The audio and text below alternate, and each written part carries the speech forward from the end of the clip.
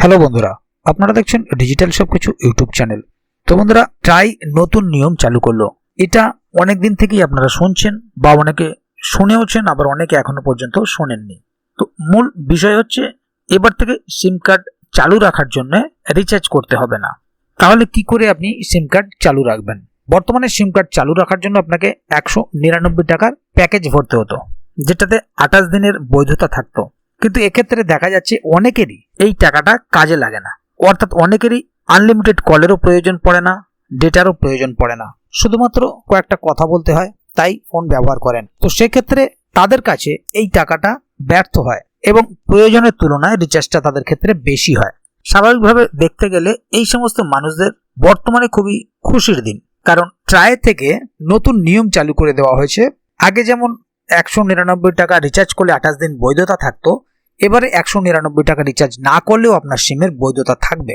আগে যেমন রিচার্জ যদি আপনি না করতেন তাহলে ফোন বন্ধ করে দেওয়া হতো, কিন্তু বর্তমানে সেটা হবে না। বর্তমানে যাতে মানুষ ফোন ব্যবহার করতে পারে সেরকমই নিয়মটা নিয়ে চলে আসলো ট্রাই। তো চলুন দেখে নেব আজকের ভিডিওতে ঠিক বিষয়টি কি ঘটছে, বর্তমানে সাধারণ মানুষ ফোনটাকে ঠিক কিভাবে ব্যবহার করবেন, বা এত বেশি টাকা রিচার্জ না করেও কিভাবে আপনার ফোনকে সারা জীবন সক্রিয় রাখতে পারবেন, বৈধ রাখতে পারবেন। সে কারণে ভিডিওটি আপনাদের জন্য খুবই গুরুত্বপূর্ণ হতে চলেছে, তাই ভিডিওটিকে কোথাও স্কিপ না করে প্রথম থেকে শেষ অবধি পুরোটাই দেখবেন, যাতে করে কোনো জায়গায় বুঝতে আপনাদের কোনো প্রকারের অসুবিধা না হয়। এছাড়াও আপনি যদি আমাদের চ্যানেলে প্রথমবার হয়ে থাকেন তাহলে অবশ্যই চ্যানেলটিকে সাবস্ক্রাইব করে বেল আইকনটি প্রেস করে অল নোটিফিকেশনে ক্লিক করে দেবেন, যাতে করে আমাদের চ্যানেলে যখনই কোনো নতুন ভিডিও আপলোড হবে তা সরাসরি আপনাদের কাছে পৌঁছে যায়। তো চলুন দেখে নেওয়া যাক এখানে বিষয়টি ঠিক কি বলা হচ্ছে।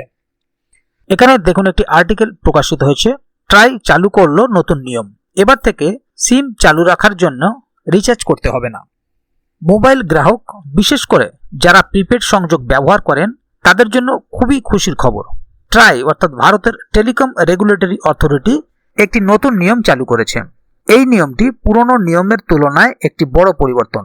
এতদিন গ্রাহকদের 28 দিন ধরে তাদের সিম কার্ড সক্রিয় রাখার জন্য সর্বনিম্ন 199 টাকা ব্যালেন্স রাখতে হতো। গ্রাহকরা যদি রিচার্জ না করেন তাহলে ফোন বন্ধ করে দেওয়া হতো।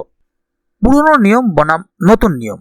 আগে যদি আপনার প্রিপেড সিমে প্রয়োজনীয় ব্যালেন্স না থাকতো তাহলে আপনার ফোন বন্ধ হয়ে যেত। সর্বনিম্ন ব্যালেন্স 20 টাকা ছিল এবং এটি আপনার ফোন সক্রিয় রাখত।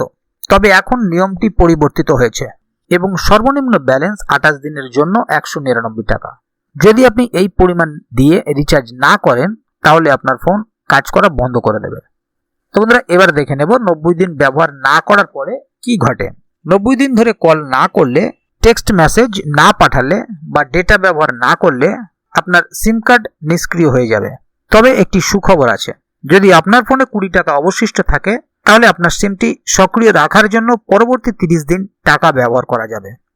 এরপর 20 টাকা শেষ না হওয়া পর্যন্ত সিমটি সক্রিয় থাকবে। যদি আপনার ব্যালেন্স 20 টাকার নিচে চলে যায় তাহলে আপনার সিমটি নিষ্ক্রিয় করা হবে। তবে চিন্তা করবেন না, যদি আপনি 15 দিনের মধ্যে কমপক্ষে 20 টাকা দিয়ে রিচার্জ করেন তাহলে আপনার সিমটি পুনরায় সক্রিয় করা হবে। এই ব্যবহারকারীদের জন্য সুবিধা। এই নতুন নিয়মটি তাদের জন্য একটি দুর্দান্ত সুবিধা যারা ফোন খুব বেশি ব্যবহার করেন না। যদি আপনি বেশি কথা না বলেন বা মাঝে মাঝে আপনার ফোন ব্যবহার করেন তাহলে আপনাকে মাসিক রিচার্জ রাখার বিষয়ে চিন্তা করতে হবে না। আপনার সিমটি সক্রিয় থাকবে এবং আপনি অল্প ব্যালেন্স দিয়ে সিম ব্যবহার চালিয়ে যেতে পারবেন। তাহলে বন্ধুরা, বুঝতেই পারছেন এখানে বিষয়টি ঠিক কি বলা হলো। যাদের মূলত ডেটা দরকার এবং প্রতিনিয়ত ফোন কল করতে হয় তাদের জন্য এই বাড়তি রিচার্জ অর্থাৎ 199 টাকা রিচার্জ বা তার উপরে রিচার্জগুলো কাজে লাগে। কিন্তু যাদের ফোন খুব বেশি ব্যবহার করতে হয় না বা ডেটা ব্যবহার করতে হয় না, তাদের জন্য ওই পরিমাণ টাকাটা রিচার্জ একটু বেশি হয়ে দাঁড়ায়, বা অনেকে এইভাবে রিচার্জ করতেও পারেন না। সেই কারণে সর্বনিম্ন 20 টাকা রিচার্জ করলে আপনার সিমটি চালু থাকলো। এই 20 টাকা থেকে কমে গেলে আবার আপনাকে রিচার্জ করতে হবে। যতক্ষণ পর্যন্ত 20 টাকা শেষ না হবে ততক্ষণ পর্যন্ত আপনার সিমটি সক্রিয় থাকবে। তো বন্ধুরা, এ বিষয়ে যদি আগামী দিনে আরো নতুন কোনো আপডেট আসে তাহলে অবশ্যই আপনাদেরকে এই চ্যানেলের মাধ্যমে জানিয়ে দেওয়া হবে। সেই কারণে চ্যানেলটিকে সাবস্ক্রাইব করে অবশ্যই চ্যানেলের সঙ্গে থাকবেন, যাতে করে এই বিষয়ে আগামী দিনে আরো কোনো আপডেট আসলে তা সরাসরি আপনাদের কাছে পৌঁছে যায়। তো বন্ধুরা, আজকের গুরুত্বপূর্ণ ভিডিও আপডেটটি এখানেই শেষ করছি। ভিডিওটির সম্বন্ধে আপনাদের মতামত এবং আপনারা কে কোথা থেকে ভিডিওটি দেখছেন অবশ্যই কমেন্ট বক্সে লিখে জানাবেন। ভিডিওটি ভালো লাগলে অবশ্যই একটি লাইক দেবেন এবং বন্ধুদের জানার সুবিধার্থে ভিডিওটিকে শেয়ার করবেন যাতে তারাও বিষয়টি সম্বন্ধে জানতে পারে।